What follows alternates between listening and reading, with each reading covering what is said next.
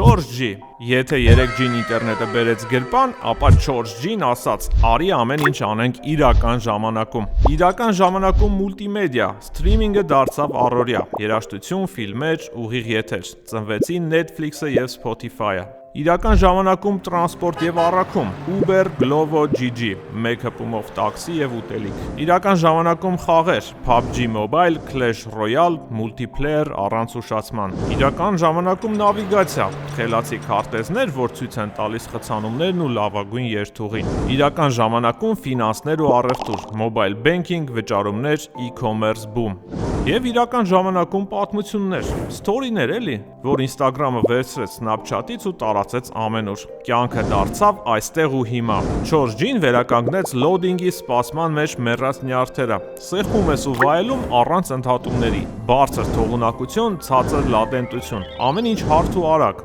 առանց ընդհատումների։ Սա այլևս պարզապես ինտերնետ չէր, այլ ամբողջ կյանքը սմարթֆոնի մեջ։ VoLTE-ի ժամանակ քո ձայնն այլևս չէր գնում որպես ձայնային ալիք, այն անցնում էր նույն ճանապարհով, որով YouTube-ի վիդեոն է գնում։ Դրա համար էլ զանգը միանում էր վայրկյանական ու լսվում մաքուր, առանց ալո լսում ես պահերի։ 4G-ի արագությունն այնքան առաջ ընկավ ծավալից, որ ինտերնետի փաթեթները սկսեցին չբավարարել։ Բայց Հայաստանում Ucom-ը բերեց level up, ինտերնետը դարձնելով անսահմանափակ։ Անսահմանափակ։ Այո, եւ Ookla ընկերության կողմից ստացավ Հայաստանում ամենաարագ շարժական եւ ֆիքսված ցանց մրցանակները։